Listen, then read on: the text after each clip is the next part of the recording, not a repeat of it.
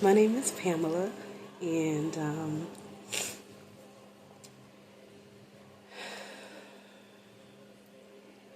this past month, I guess, actually has been almost like a whirlwind. Um, First off, I want to thank my Lord and Savior Jesus Christ for keeping me throughout all of it.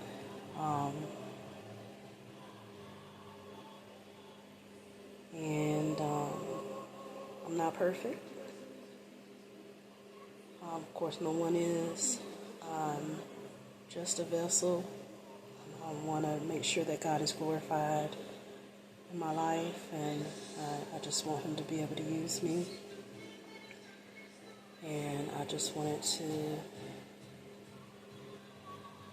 tell this testimony in hopes that it may help someone else. We all go through things, and we may not understand why, but eventually it's revealed to us why we must go through certain things. Most of the time it's to build us up, to build our faith up, to strengthen our walk with God, which in my case, this experience that I've had has definitely done that. I've had a similar traumatic experience. I wouldn't say similar, well, it was two different traumatic experiences, but this one was on a whole different level. I don't even know where to start, but let me just start out with, I said I was going to play my piano. Oh man, don't have it set up, but I was going to play it and just sing a song, but I'm not a singer. But just going to open up with some worship. And I apologize, I am getting over a cold, so just bear with me. Be glorified, be glorified, be glorified, be glorified, be glorified, be glorified, be glorified, be glorified, be glorified in this temple, be glorified in the earth, be glorified in the heavens. Jesus, Jesus, be thou glorified.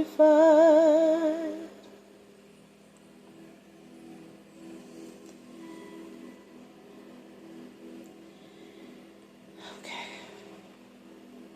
so I don't even know where to start this. Back in, I used to live in Charlotte, North Carolina, and I moved up to Fredericksburg, Virginia, excuse me, in 2021, mid-2021. I want to say it was June, possibly, 2021. And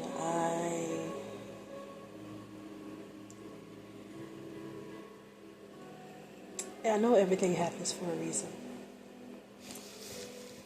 And I never lived out of state before. I'm from North Carolina, so I never lived out of state. So this is my first time living out of my home state. and I've been blessed. I will say I am a musician. My dad told me he prayed that I would have the gift to play before I was born, and that I've been playing since I was 3 years old.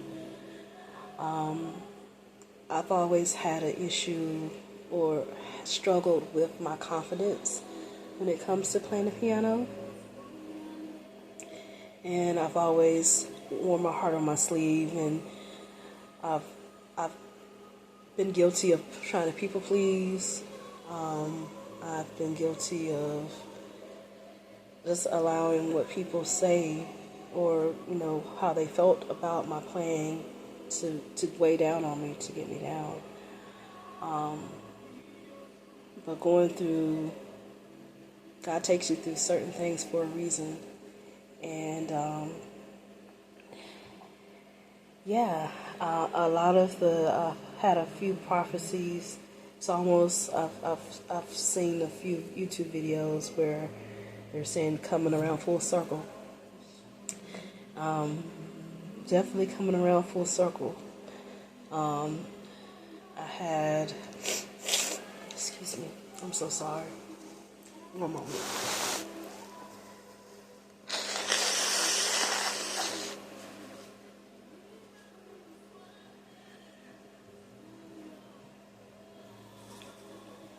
Sorry about that. That was sorry about that.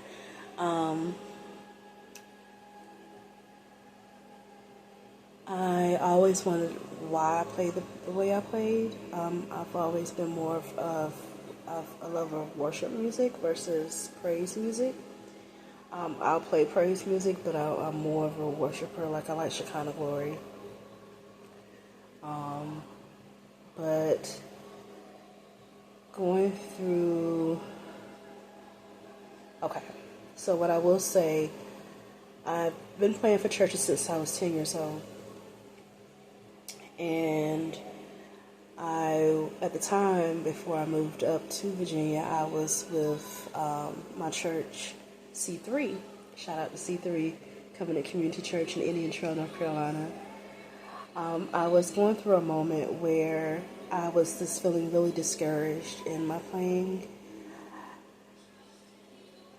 I know what it is now, and you really shouldn't compare yourself to others, because God has placed a special gift inside all of us, and you can't judge it based off, you may not be able to play like another person or something like that.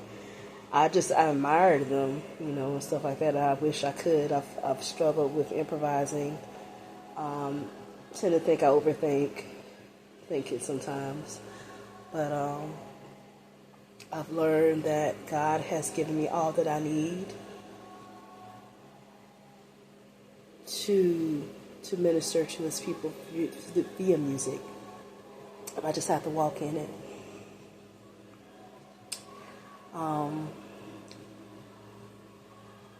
With that, 2021 was 2022 was one of my darkest years, I would say. Especially 2020. Well, I would say 2021 maybe. Because usually I can't go a day without playing, or I used to play every day, especially in high school. I used to play my dad's keyboard every day after school, and just practice and just be up there for hours. Eventually life took over, being an adult. Didn't have access to a keyboard like that. My dad's keyboard had stopped working, so I ended up getting him one, but I didn't have one to play. So I would go sometimes to UNC Charlotte and play the piano there sometimes. Situation happened with that. But anywho,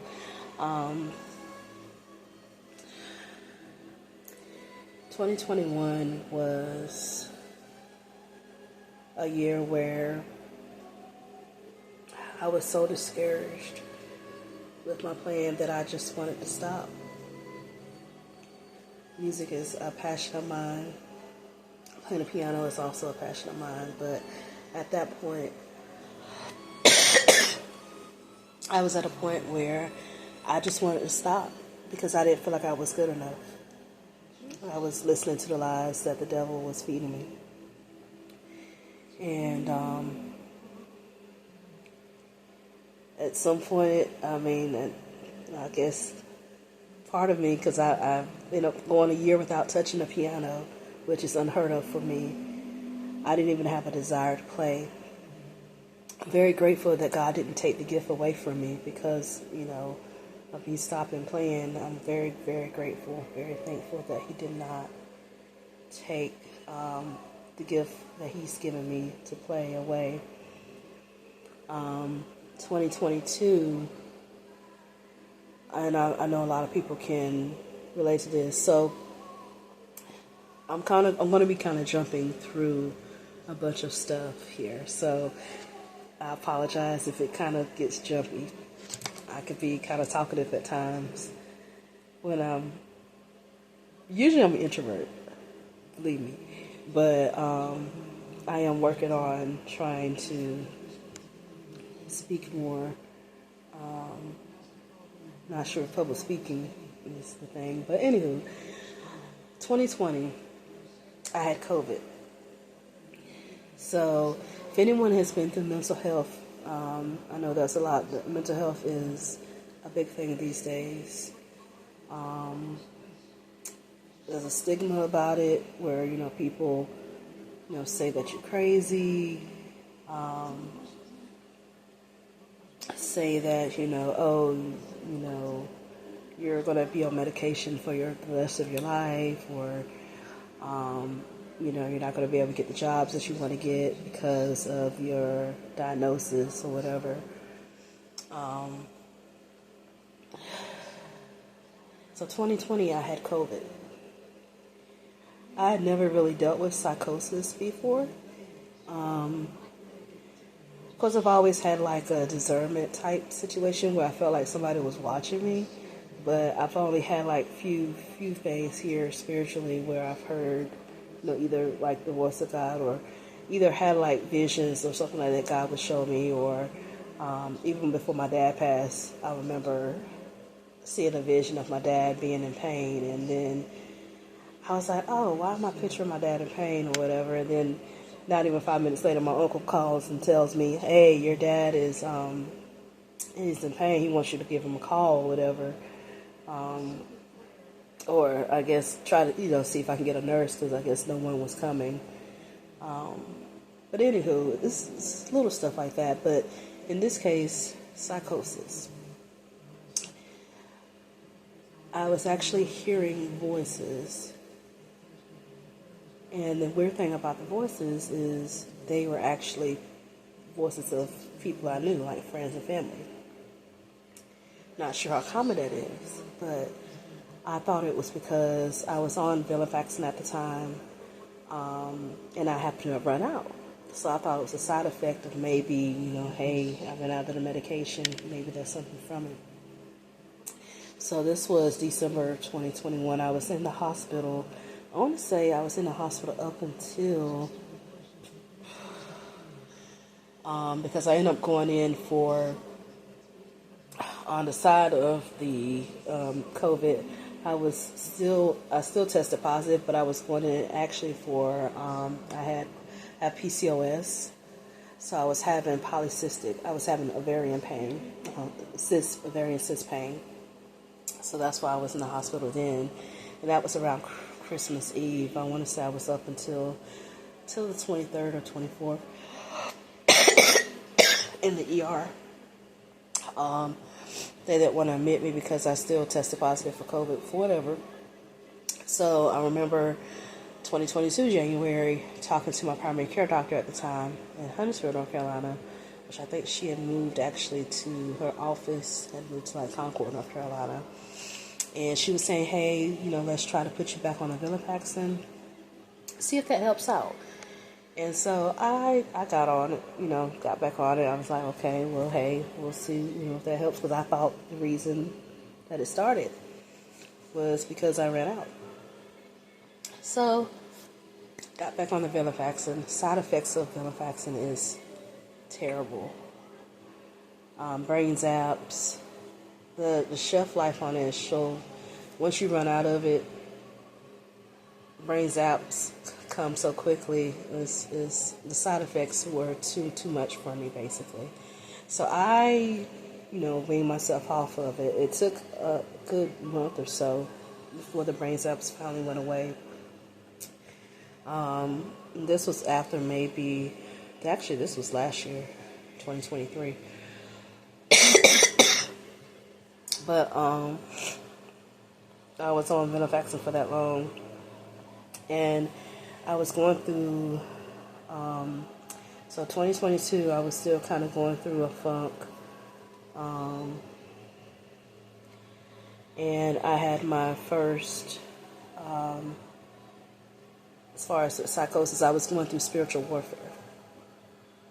So this was like my first dealing with spiritual warfare. I was trying to get myself back on track spiritually. I, was starting back. I was listening to Psalmist Rain a lot, and I was going through demonic oppression. Because I believe I'm saved, and I believe that Jesus is the Son of God, and I believe He died for my sins, and I accepted Him as my Lord and Savior. I've always struggled with, I don't know why, but with the Holy Ghost. I've wondered why I haven't received the evidence of speaking in tongues yet. And I thought I had, but didn't know that there was a demonic type tongue as well, which I'm not sure if I was speaking or not, but just to be honest, I was putting that out there. Went through my first big spiritual warfare situation where I ended up being put into a mental hospital in Virginia Beach. And this was close to my birthday, basically. Actually, you know what? This was the month. This wasn't close to my birthday, so this was the month of. Wait, what? Let me just. Yeah. March. I want to say that first week of March, maybe of 2022. I was in there for a few days. Everything seemed to be okay. They tried to diagnose me with major depressive disorder. And I was told in the past that my depression had gone into remission. Later on that year of 2022, actually, my cousin reached out to me, and I hadn't talked to her in a while. Just could have talked to her. She gave me a prophecy of some upcoming stuff that I'm actually going through right now in 2024. So, I won't kind of go into details about it, but basically, she was just forewarning me, of, that it was witchcraft, basically. And I'll kind of just leave it there. But, someone else, one of the ladies from the church told me I'd gotten too close to someone or told someone too much, basically. Still didn't understand at the time. Up until January of this year, actually. I don't know why it didn't hit me until 2024, 2 years later, almost 2 years later. But anywho, everything happens for a reason. But kind of found out it was a soul tie, and it had to be broken. And I had not even realized it because, I hadn't seen the person in over 20 years, in over, I would say 14, 15 years. We never saw each other in person. We saw each other via, FaceTime. We used to talk every day. But I guess I would have never thought you can have a soul tie by not even sleeping with the person. Because, yeah, we never saw each other. We, flirted or whatever, but it was just, we were just friends. And he, told me I wasn't, his type or whatever. But somehow I ended up falling in love with him. And it definitely took God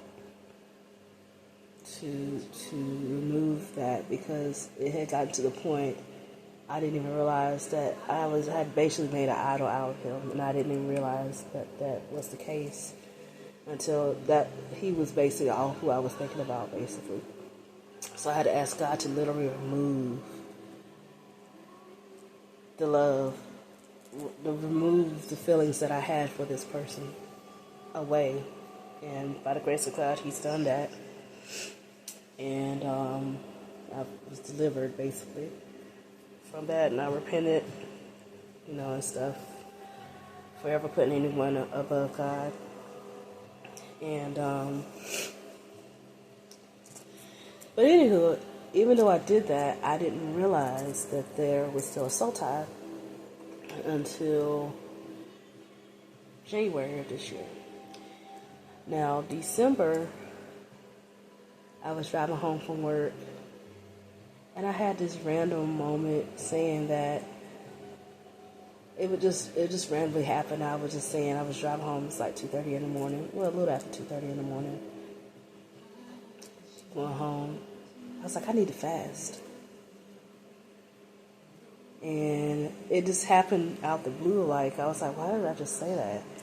And so, but I kept feeling like something big was coming. I just didn't know what it was. And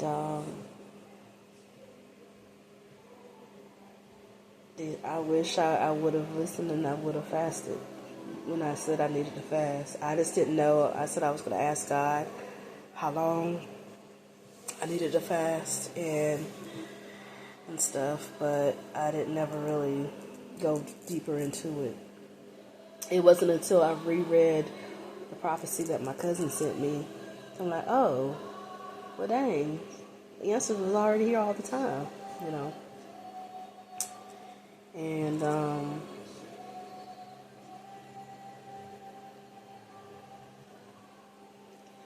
I didn't even realize that I was told to disassociate from everyone that I have association with. I didn't even realize that until I read back and read the what I had talked to my cousin about. I completely forgot about it. Don't know why. Completely forgot about it, I guess. And ended up being betrayed by some people family and friends, basically.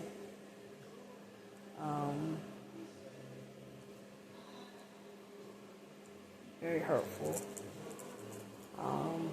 But, all I could do is, I forgave them. And just ask God, I still pray for him. I still love him. But it did hurt. It was a hurt that I never thought I would ever experience. Because I never bothered anyone. I never even thought I would have enemies like that.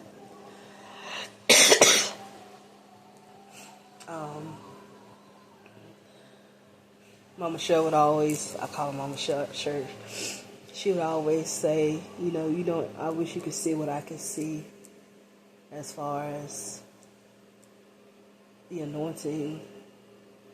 I think she said what she could see, I guess. I couldn't see it, basically, what she could see, basically, spiritually, about who I was. I know she told me I needed to put on my big girl panties. And at the time, it still didn't hit me.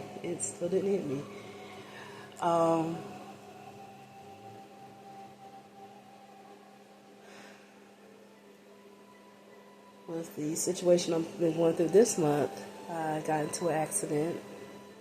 By the grace of God, I'm okay. I was in the hospital for about 2 weeks, dealing with initially being there for the accident and then dealing with mental health stuff.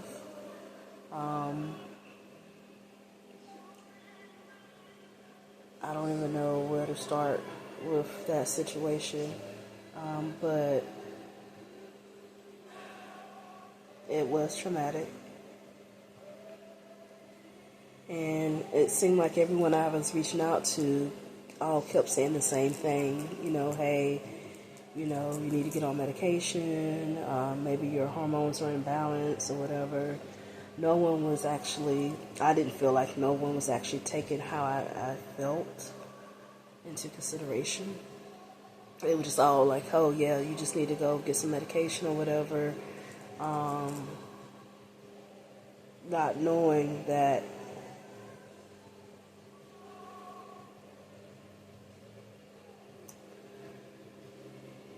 yeah, witchcraft was definitely in it, but it was almost like they were bewitched or something. I can't even explain it, but I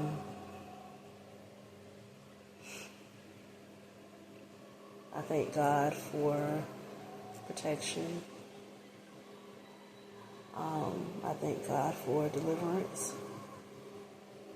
I thank God for breaking the generational curse off my family. And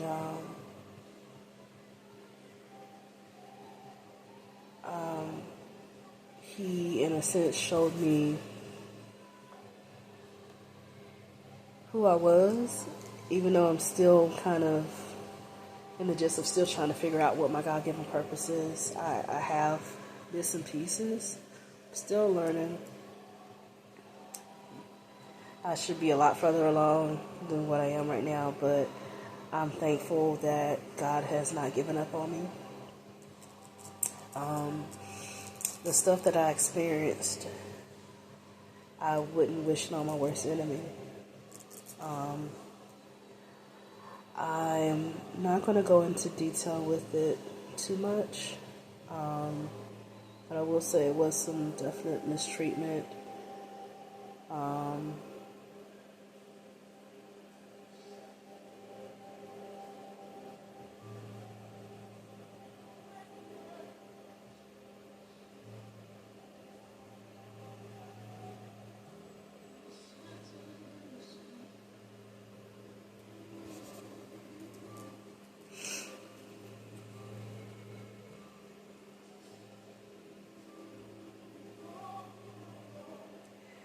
I felt like I was being watched, and I had gone through a state where my room still got to tidy up a little bit. I've cleaned it up from where it was, but I got to a point where I was finally, usually whenever dirty is like when I'm in like a depressed mood, and it gotten really, really bad, so my room was a mess. And I remember my godmother saying, you need to keep your room clean at all times. I didn't understand why she was saying that. Looking back now, I know. I learned all type of stuff. Learning all type of stuff, all type of things when it comes to monitoring spirits, and basically found out that I am being watched, basically. Or was being watched, even with the conversation with my church's I group. That kind of threw me off a little bit when they mentioned a certain about cleanliness, basically. And it kind of, I don't know if it was like a discernment or whatever. I just felt like I was being watched. Still feel like I am in a sense, but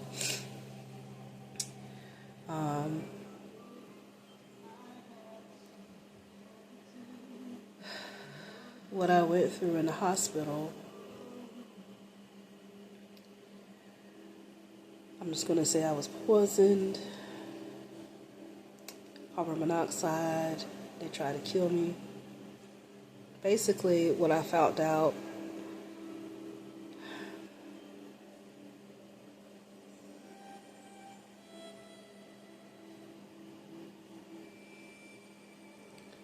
I'm asking the Holy Spirit if I should even, I don't want to go too far into it. I may do this at another time, but I'm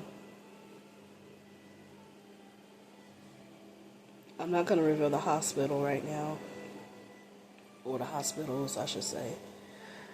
But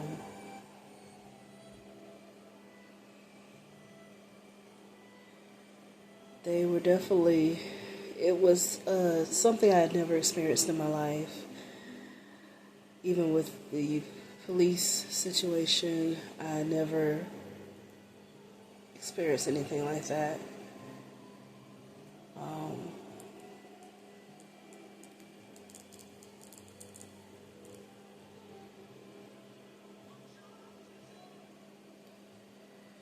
But it was by the grace of God. It was, I guess what I could compare it to would be the 3 Hebrew boys when they came to the carbon monoxide situation.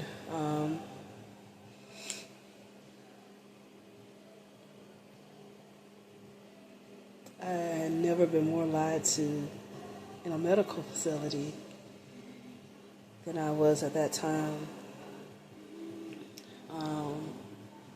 But then I realized why they weren't affected by it. They were literally trying to kill me. And I was handcuffed because I was made an ECO. I was handcuffed to the bed, so I couldn't really go far. But it was by the grace of God that the carbon monoxide didn't kill me. Then, I don't know if they ended up mixing up anything else or not, but they were really trying. They were really trying. And it was nothing but the grace of God that was telling me when to go down, when to stay up, when to breathe, different ways to breathe through my hand to where I can still get fresh air. They literally closed the door, shut the blind. Thankfully, I'm glad they didn't cut out the lights, because it would have been a lot more difficult. But you could literally hear the screams of other people. Because if I guess other people, they were doing it to other people as well. You could literally hear the screams of other people that were in pain.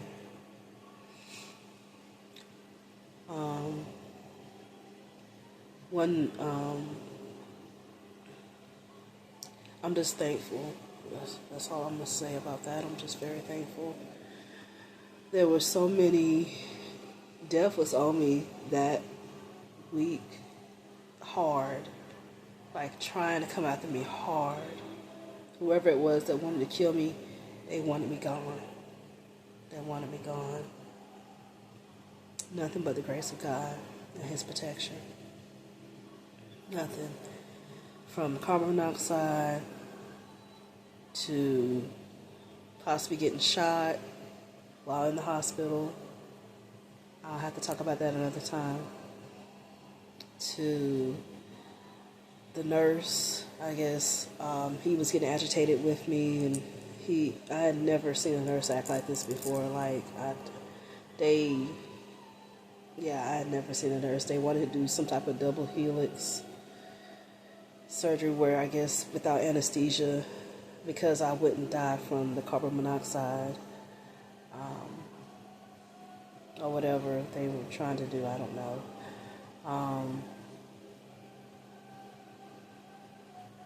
There's so much. I don't even know where to even go from here, but going to the mental facility that I thought was a mental facility. I thought it was. Felt like a playground for witchcraft, basically, which is what I did try to escape a few times. I do admit. Didn't work, but I did learn a lot about myself. And eventually I did get out, thank God. As you see, I'm here. I will say that did put me on a routine, because they wake you up early, like 6:15 early in the morning, and they lock you out of your rooms. Like, you can't go back in your room until you get your medicine. It's like maybe 8ish at night. So we'll have our groups, stuff like that. We'll be in our day room or our day room or night room where we'll watch TV or whatever. Talk to other patients or other people. Talk with the doctor, meet with our doctors. And it was an experience, I will say that. I will say before this happened, I did say that I wanted God to get the glory out of this. And He definitely gets the glory out of this because I'm still here, I'm still alive. By the grace of God.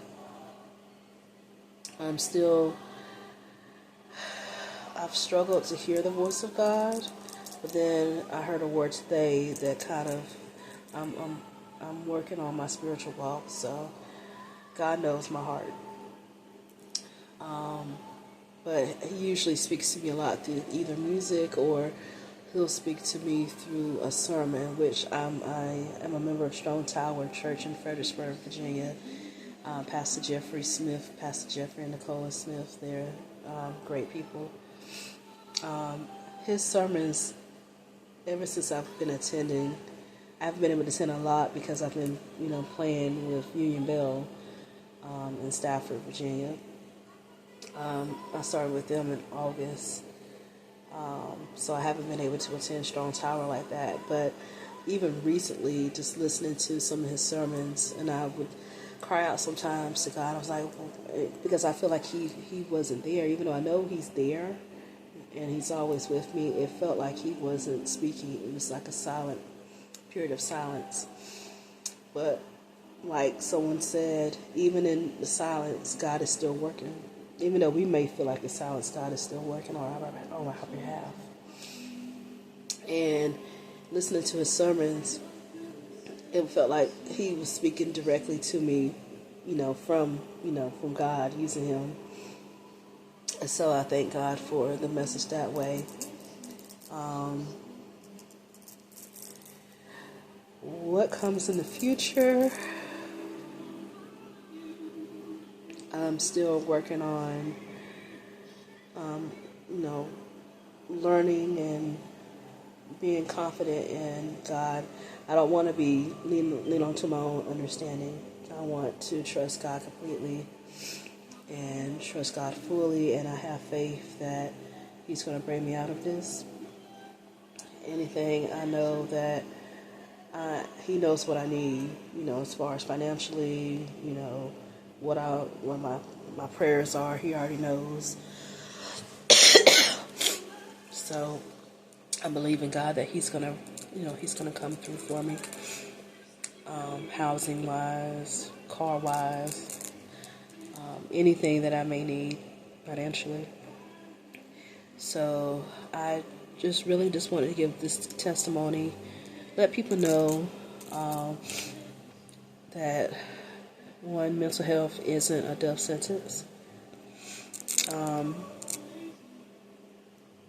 There is help out there, therapists, psychiatrists. If you feel like you need the help, definitely get the help. Know that you're definitely not crazy, even though that stigma is out there. If you feel like you don't feel right, definitely reach out. If you're feeling suicidal, you don't have to go through it alone. You're not alone. Because I've gone through that as well. I have been suicidal before. Never would I ever go through with it. I've had ideations of picturing myself, but I've never pictured myself doing it, but I've pictured myself looking at like a belt when I was younger. And I had actually considered, I want to say this was like a Sunday morning too, I was looking at the belt so hard that I was considering putting it and wrapping it around my neck. I'm thankful that I didn't. Actually, now that I'm thinking about it, I've always struggled since even when I was in grade school, like it's always been a struggle with me with depression or with low self-esteem, or I've always dealt with it. And I've always wondered why, And now that I'm you know, maturing spiritually and stuff, I realize why. Um, but yeah, that's one thing. Um,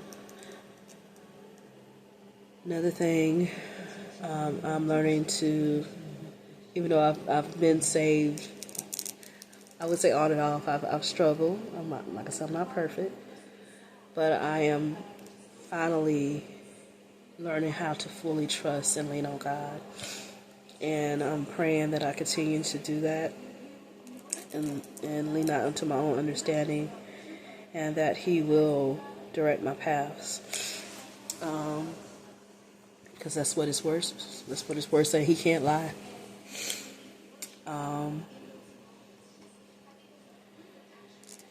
And still love all my family and friends out there. And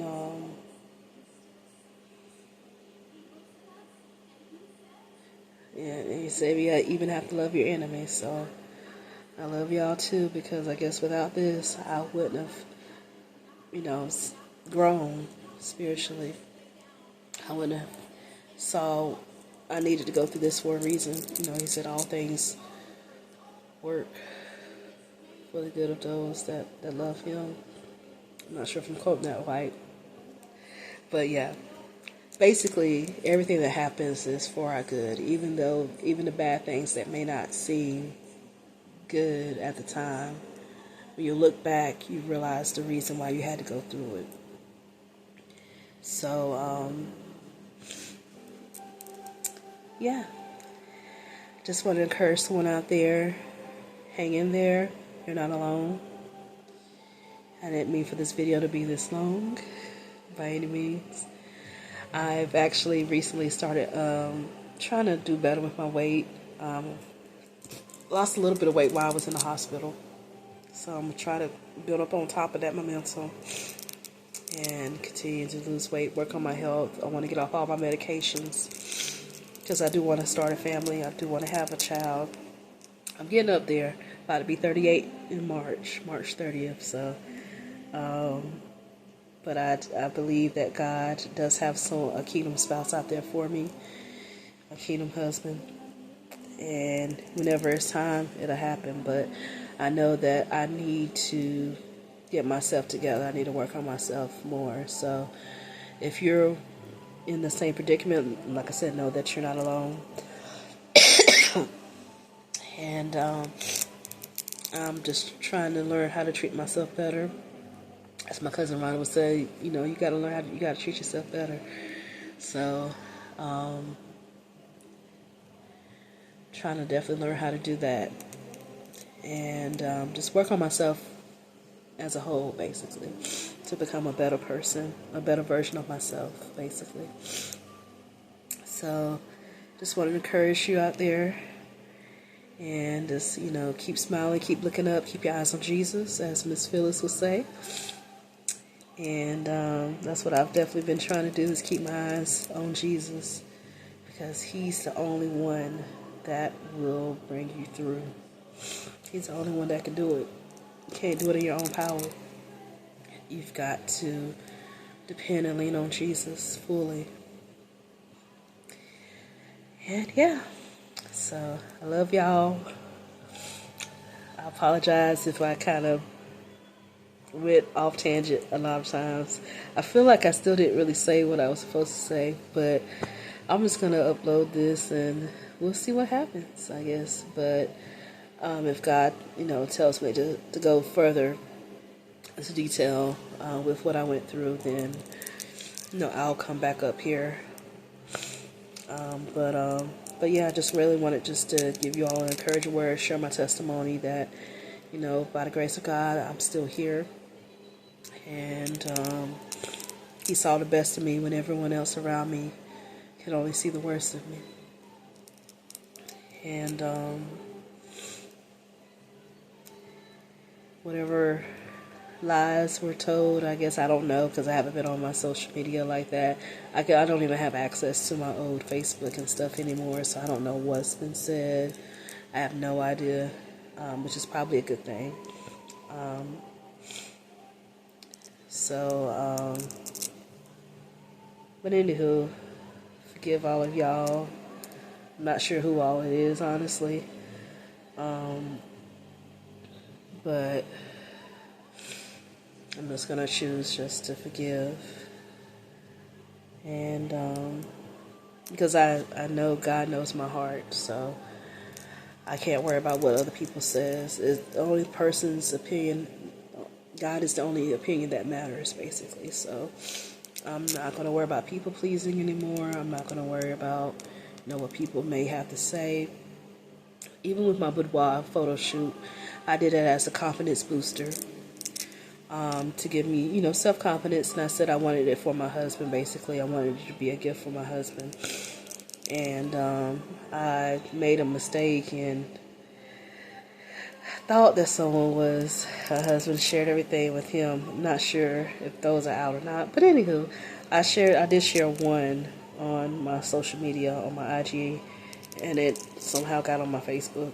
But anywho, I did it as a confidence booster, basically.